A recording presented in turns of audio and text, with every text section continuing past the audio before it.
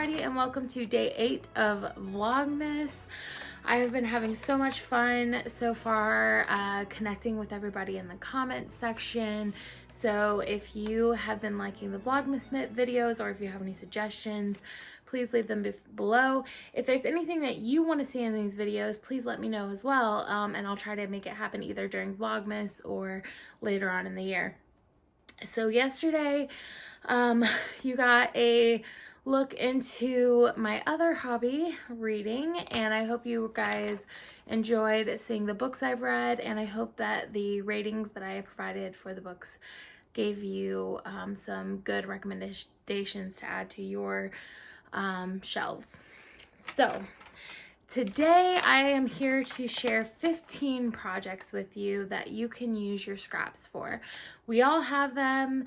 I have several buckets full of scraps, and we all have those random minis that we're just not quite sure what to do with. So I did some crowdsourcing on Instagram, and I asked all of my friends what their favorite scrappy projects were. I have a good mixture of projects for anything down to the last yard bits of a leftover skein all the way up to 30 and 40 gram leftovers. I'm hoping to pop up pictures here if I can figure out the editing. So hopefully that'll happen. If not, it'll just be a weirdly angled video, close-up video of me for no reason, but I'm gonna figure it out. And if they're here, then I succeeded, and if not, then I failed. And that's okay. Figure it out a different day. Anyway, so I'm gonna jump right in. Today's video shouldn't be too long, so you have plenty of time to go back and catch up on any of my other 7 videos and vlogs that I have posted so far during Vlogmas. So the first project that was suggested was a small lap blanket or even a wheelchair blanket. And I think that's a great idea. And one of the blankets that I have been wanting to knit the most, but I know that when I do eventually knit it, I'm going to make it smaller because it's a little more challenging to make and it takes a little bit longer, but I think it's very much worth it. And that is the beekeeper's quilt. I have loved it ever since I started discovering indie patterns and indie dyed yarn. And it's something I've always aspired to make, but I know that when I do make it, it will be a very small lap size. So I think that would be a great idea for some of those smaller leftovers or 20 gram minis.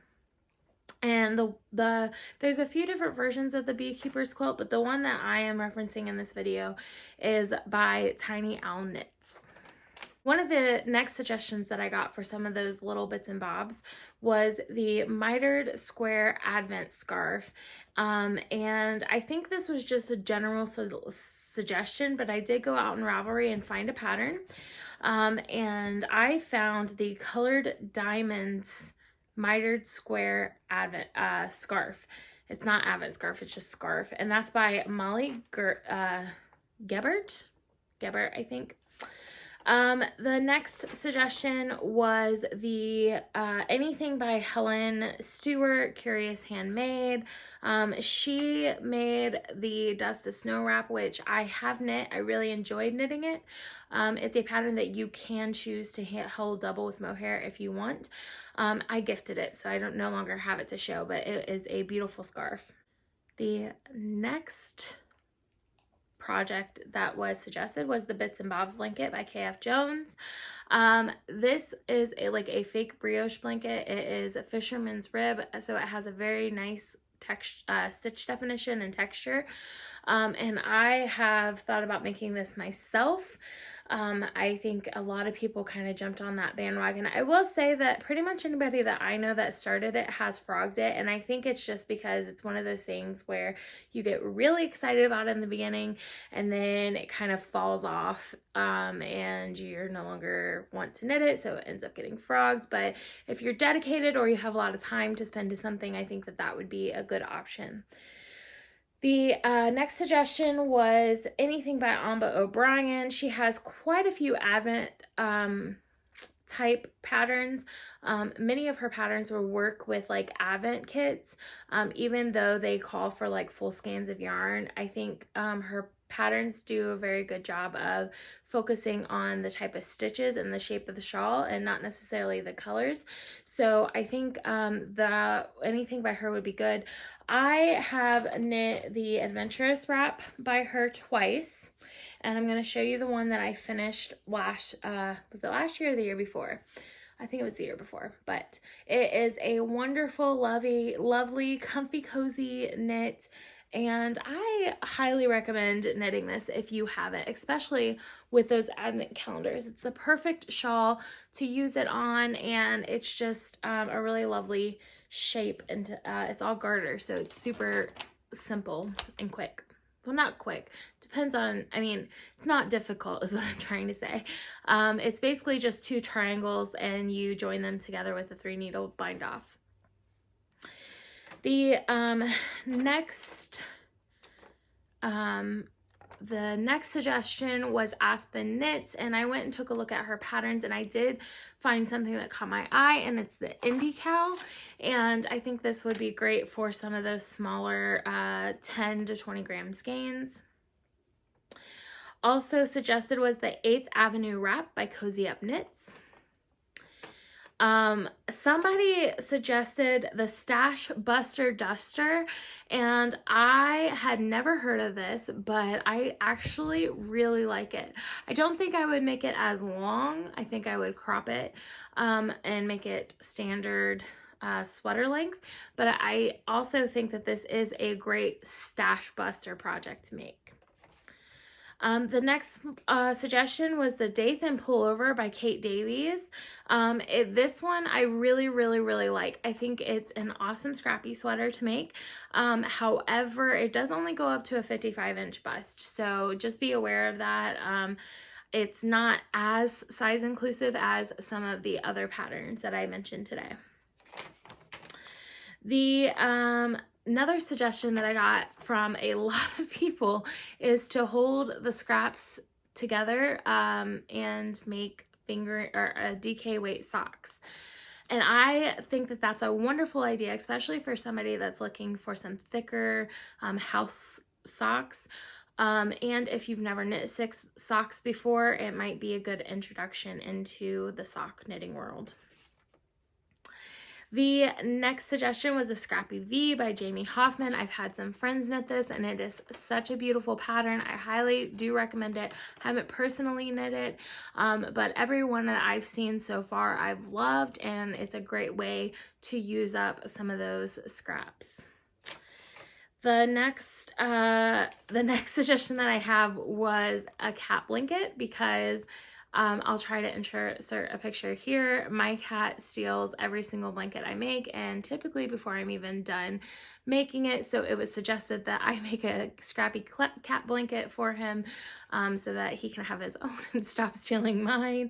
And one of the projects that I'm currently working on it's a bulky weight pattern, and it calls for bulky weight, and it calls for, I believe, 4 different colors of yarn.